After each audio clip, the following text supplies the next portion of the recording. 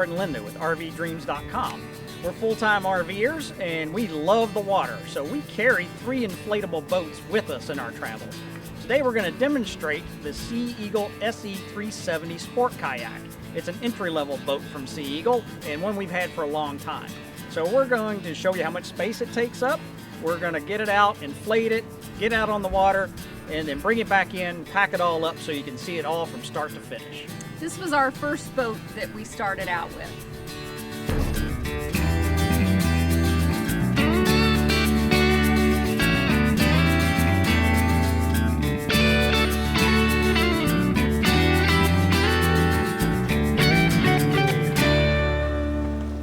Boat in a bag, everything comes in this one package, except for the life vest, which Linda has, but everything else comes right here in this bag, everything you need.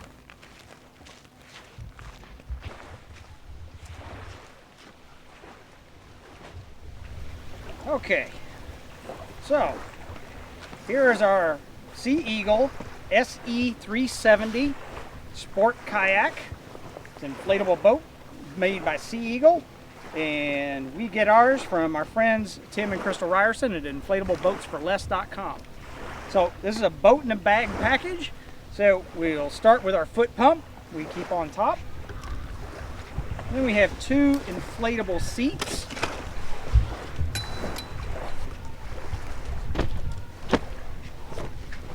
And we have 2 4-piece kayak paddles.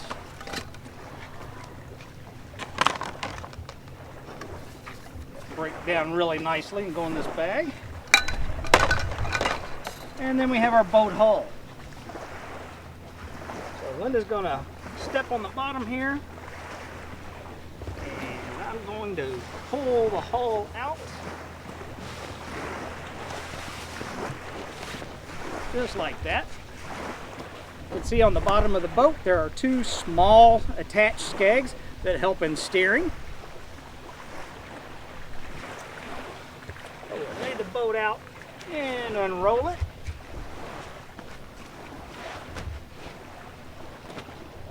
It's about 12 feet long.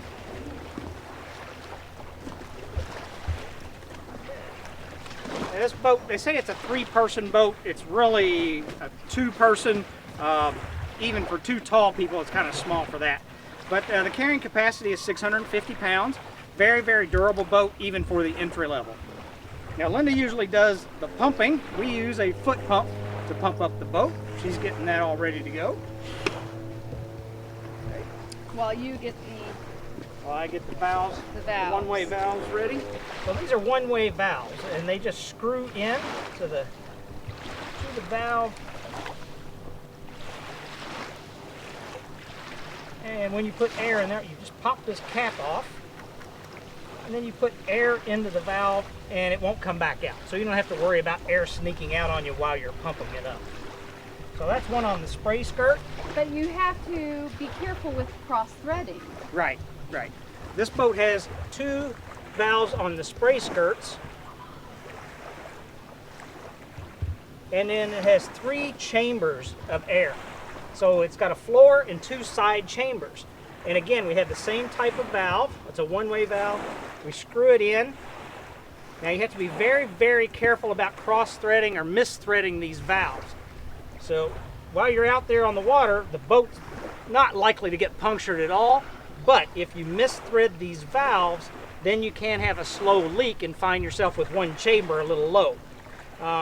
We've done that before. It's not that big a deal, but it's one of the reasons we carry our foot pump with us. So I just screw these valves in to get them ready to be pumped. I'm not as good as putting the valves on. I tend to cross thread them, so that's his job.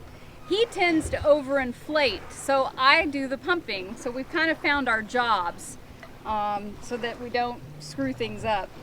This is the foot pump, and actually right on the foot pump it has the word out and it has the word in. So you'll put your hose in the out position.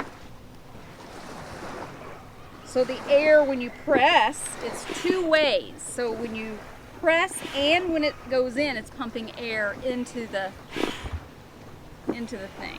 Okay? All right. So usually Linda starts pumping up, and then I put the paddles together. So each of these paddles just clip in to the posts like this. And in one of the long straight sections, we'll have 3 holes on one end. Okay? So that way, if you're a paddler that likes your paddles themselves offset, you can use one of these 3 holes. So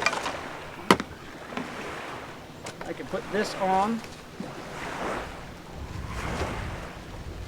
and this way I've got paddles that are offset, so they're not exactly the same for the motion of your paddling. But if you like them straight, then we just put it in the middle hole, and both paddles are exactly the same. So that's our paddles.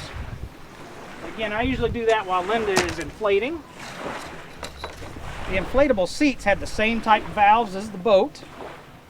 So again, I have to just put these one-way valves, screw them in. Again, make sure we don't cross thread or misthread them.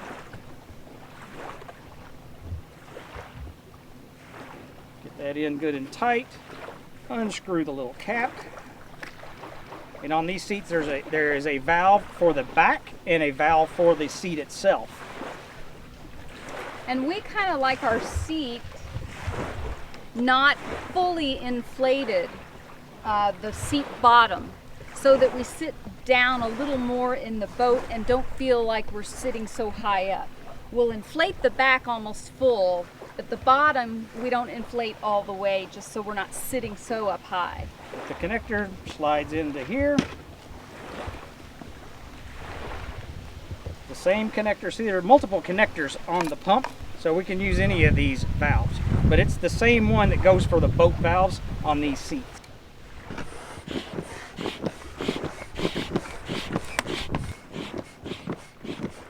Okay, back's done. I can put it out. Again, the one-way valve doesn't allow air to release. Screw the cap on. Okay, that's it. We always start pumping up the bottom chamber first. As the chamber starts getting full, you'll feel it in the pump. It's harder and harder to pump air. So I totally go by feel on when it's got enough air based on what it feels like with the foot pump. And then I usually just go down and give it a little. So you can see this is the bottom chamber, and it's good and firm.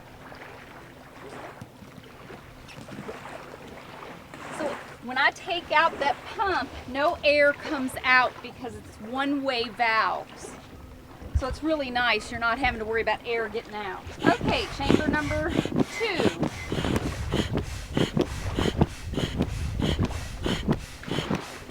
Now the pump is starting to get hard again. So I know I'm close on the inflation. Okay, chamber number 3.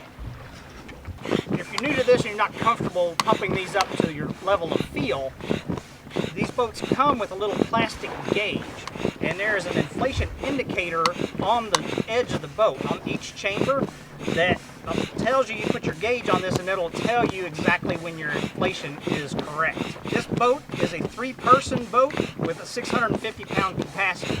So even though it's the entry-level boat for Sea Eagle, it's very capable, very, very durable. 3 people in this boat would be very cozy. We always take our pump with us for just in case. So Often we'll store it with bungee cords on the front or the back. but it can slip right down behind the seat, no problem. Okay, so we're getting ready to head out. We always carry 1 or 2 dry bags with us. May have our lunch in there. We put wallets, cell phones, keys, everything inside the dry bag. And just to be safe, make sure that none of our electronics get wet. So we always have, like I said, depending on how far we're going, at least 1 or 2 of these dry bags. And we also have a Safety portage kit. safety kit. It's got rope, flashlight, batteries, whistle, and I think that's it. And this becomes a bailing bucket in case you needed to bail. Okay. We shouldn't need that. This boat, again, is rated for a Class 3 whitewater. It has a drain plug in the back. So if you are whitewater rafting, then you leave this open. Go.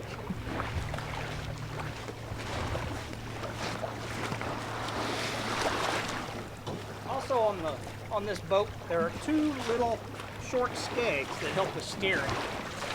We always want to make sure that we have the boat in the water in the right direction, or you'll go around in circles.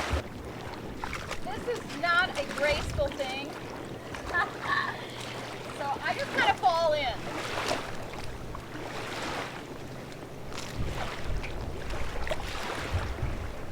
Rinse off my feet.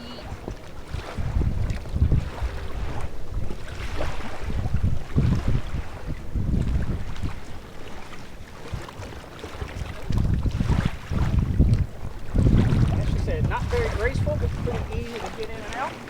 Not tippy at all.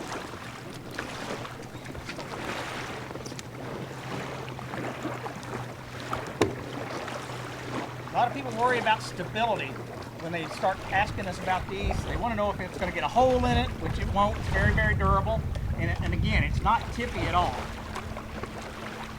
Many kayaks and canoes are a lot tippier than this boat. It's very, very stable. And the seats have real good back support. And if you want more back support, the person in back can put his feet up against the seat to really give you good stability. And then my favorite way to ride, to give him more room, I can actually scoot up, push my seat up. And I like to ride with my legs out. Okay, that's it. We're in the boat, in the water, and we're off for an adventure.